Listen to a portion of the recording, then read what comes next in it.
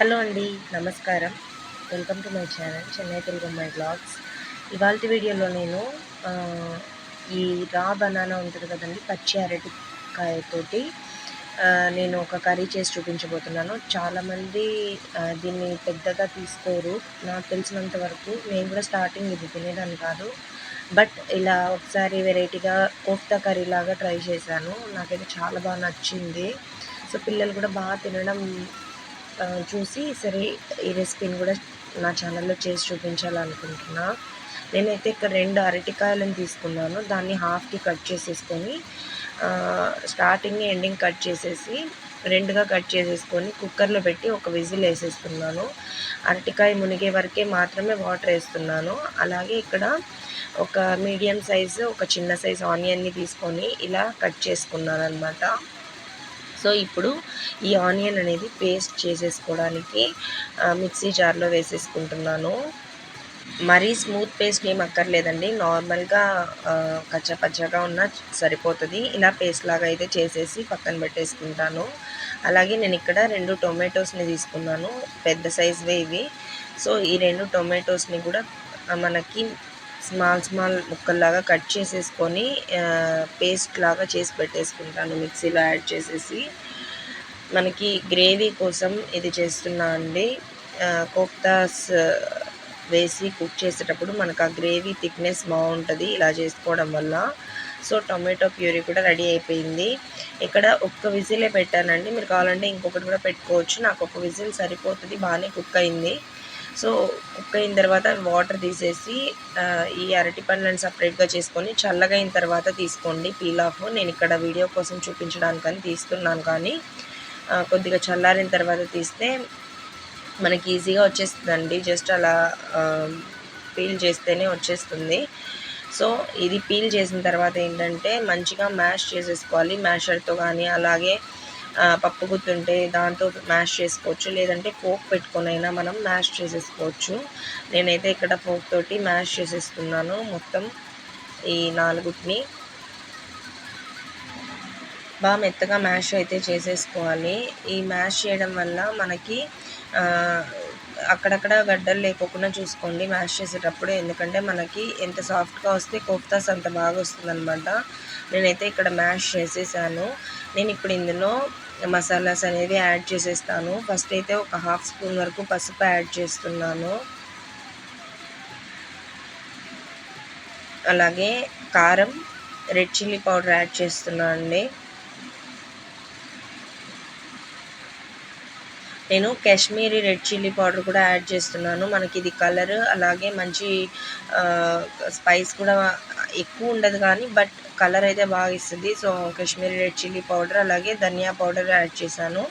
1/2 spoon జీరా powder, అలాగే ఒక 1/2 spoon garam మసాలాను కూడా యాడ్ చేసేస్తున్నాను.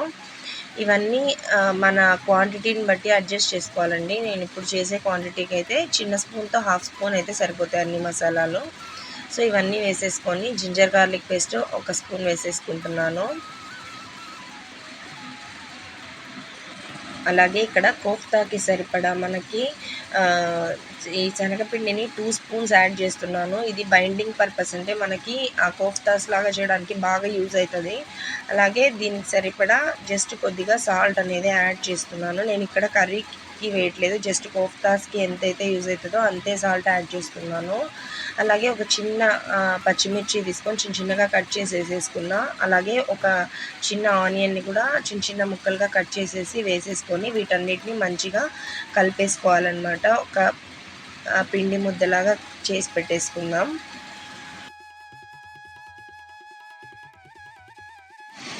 నేనైతే మంచి ఒక పిండి ముద్దలాగా ఇలా కలిపేసి పెట్టేసుకున్నాను. అంతటిని మన శనగపిండి వేయడం వల్ల ఇలా మనకి ముద్దలా అయితే వస్తుంది.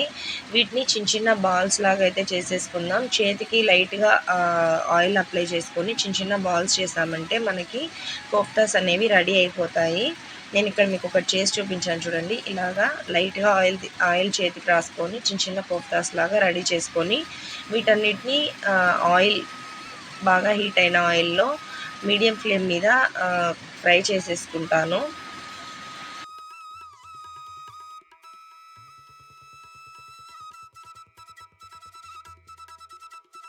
ఇవి ఎక్కువ బ్రౌన్గా అవ్వకూడదు, అలా అని మరీ కాలకుండా ఉండకూడదు. మీడియంగా మనమైతే ఫ్రై చేసేసుకుందాము. నేనైతే ఇక్కడ ఆయిల్ బాగా హీట్ అయిన తర్వాత ఫ్లేమ్ తగ్గించి పెట్టుకొని కుక్ చేస్తాను. అప్పుడే మనకి లోపల వరకు కోఫ్తాస్ అనేవి మంచిగా కుక్ అవుతాయన్నమాట. మీరు ఇక్కడ చూడొచ్చు లైట్గా కలర్ చేంజ్ అనేది అవుతుంది. ఇంకొద్దిగా సేపు కుక్ అయిన వెంటనే నేను తీసేస్తాను. ఇక్కడ చూసారంటే నాకు పర్ఫెక్ట్గా కుక్ అయిపోయాయి. నేను వీటిని సపరేట్గా తీసేస్తానన్నమాట. తీసేసి వీటినైతే డైరెక్ట్గా అలాగే పిల్లలు తింటారండి. చాలా టేస్ట్ బాగుంటాయి. అన్నంలోకి నంచుకోవడానికి కూడా బాగుంటాయి. ఇలాగే కూడా తినచ్చు. మనం కర్రీ లాగా చేసుకునేటప్పుడు కొన్ని ఎక్స్ట్రా చేసామంటే ఇలా పిల్లలకి రైస్లోకి నంచుకొని తినడానికి ఇలాగే కూడా ఇవ్వచ్చు. అలాగే మనం కర్రీకి యూజ్ చేసుకోవచ్చు. 2 విధాలుగా యూజ్ అవుతుంది అనమాట. చూసారా పైన ఎంత క్రిస్పీగా లోపల ఎంత సాఫ్ట్గా ఉందో చాలా బాగుంటుంది. ఒకసారి తప్పకుండా ట్రై చేసి చూడండి. నేను ఇక్కడ కర్రీ కోసం అనేసి ఒక బిర్యానీ ఆకు రెండుగా కట్ చేసుకున్నాను. 2 లవంగాలు, 2 యాలకులు, ఒక చిన్న సైజు చెక్క, మరాఠీ మొగ్గ, అలాగే అనాసి పువ్వు చిన్నగా 2-3 ముక్కలు తీసుకున్నాను ఫ్లేవర్ కోసం అనేసి. వీటన్నిటిని మనం డైరెక్ట్గా ఆయిల్లో వేసేసుకోవడమే. నేను ఇందులోనే ఒక కొద్దిగా సోంపు కూడా యాడ్ చేస్తున్నాను. మంచి ఫ్లేవర్ ఉంటుంది సోంపు వేయడం వల్ల. ప్యాన్ పెట్టేసుకొని ఆయిల్ వేసేసుకుందాం. ఆయిల్ వేసిన తర్వాత నేను ఇక్కడ డీప్ ఫ్రైకి యూజ్ చేసిన ఆయిలే యూజ్ చేస్తున్నా అండి. ఎప్పుడైనా మనము ఇలాంటి డీప్ ఫ్రై ఐటమ్స్ చేసినప్పుడు ఆయిల్ని ఎక్కువ రోజులు పెట్టకుండా వెంటనే యూజ్ చేయడం మంచిది. సో నేను ఆయిల్ యూజ్ చేస్తున్నా కర్రీ. కొద్దిగా ఆయిల్ వేసేసుకొని ఈ మసాలా దినుసులన్నీ ఇందులో వేసేస్తున్నాను. ఇది కొంచెం ఫ్రై అవ్వగానే మంచి స్మెల్ అనేది వస్తుందండి మనకి.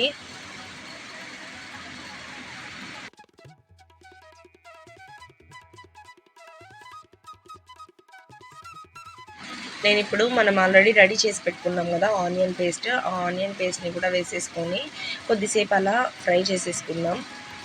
నేను ఇందులోనే జింజర్ గార్లిక్ పేస్ట్ కొద్దిగా వేసేసుకొని రెండింటిని కలిపి ఫ్రై చేస్తున్నానండి. కొద్దిగా ఆనియన్ అలా ఫ్రై అవ్వగానే కొంచెం జింజర్ గార్లిక్ పేస్ట్, అంటే మనం ఆల్రెడీ కోఫ్తాస్లో వేసాం కాబట్టి ఒక 1/2 స్పూన్ అయితే సరిపోతుంది. ఈ 1/2 స్పూన్ కర్రీకి సరిపడా వేస్తున్నాను. వేసేసి మనం మంచిగా ఈ అల్లం తెల్లగడ్డ పేస్ట్ అలాగే ఆనియన్ మంచిగా ఫ్రై అయ్యేలాగా ఫ్రై చేసుకుంటాను.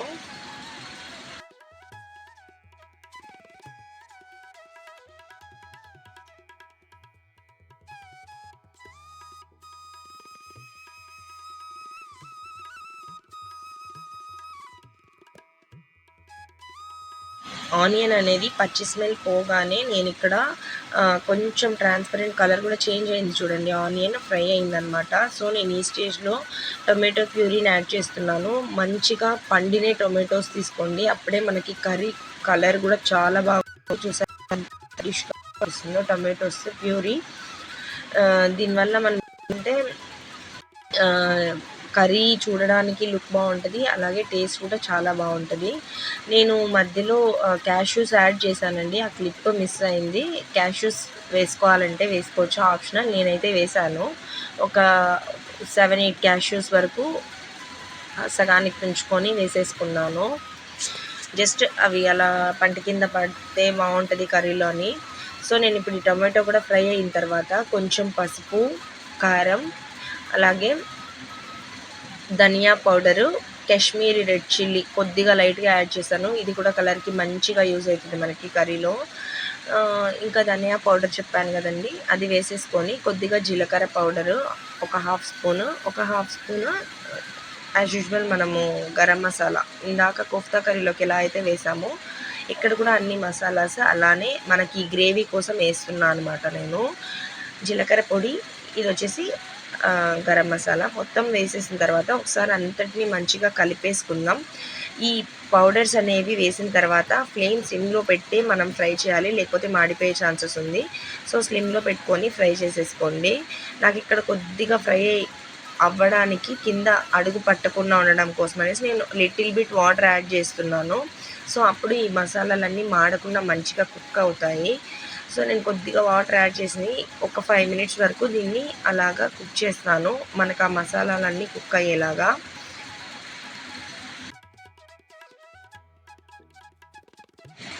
ఈ మసాలాలన్నీ కుక్ అయ్యేలోగా నేను మార్నింగ్ కొబ్బరి పాలని తీసానండి. దానికి కొద్దిగా కొబ్బరి పేస్ట్ అనేది మిగిలింది. అది కూడా ఇందులోనే యాడ్ చేస్తున్నాను. ఎందుకంటే మనకి థిక్‌నెస్ కోసం యూజ్ అయితది కోకోనట్ పేస్ట్ అనేది. ఇది ఆప్షనల్ అండి. వేసుకోవాలంటే వేసుకోవచ్చు. లేదు మీరు ఫ్రెష్‌గా కూడా పచ్చి కొబ్బరి కానీ, ఎండు కొబ్బరి కానీ మిక్సీకి ఇలా పేస్ట్ లాగా ఆడించేసుకొని ఒక 2, 3 స్పూన్స్ మేనా వేసుకుంటే మంచి థిక్‌నెస్ వస్తది కర్రీ. అలాగే కమ్మగా ఉంటది. సో, నేను ఈ కొబ్బరి పేస్ట్ కూడా వేసిన తర్వాత ఒకసారి మంచిగా కలిపేసుకుంటున్నాను. ఇది కూడా కొద్దిగా ఫ్రై అవ్వాలి. ఇది ఫ్రై అయిన తర్వాత మనము కోఫ్తాస్ రెడీ చేసి పెట్టుకునే కోఫ్తాస్‌ని యాడ్ చేసేసుకుందాం. అయి అరటికాయతో చేసి పెట్టుకున్నాం కదా! సో, వాటిని కూడా ఇందులోనే యాడ్ చేసేసుకుందాం. యాడ్ చేసి ఒకసారి అంతటిని కలిపేసుకోవాలి. మెయిన్ ఇక్కడ ఏంటంటే అండి, కోఫ్తాస్ వేసిన తర్వాత ఎక్కువసేపు కుక్ చేయకండి. కోఫ్తాస్ విడిగిపోయే ఛాన్సెస్ ఉంది. అలాగే ఎక్కువ వాటర్ వేసి కూడా కుక్ చేయకండి.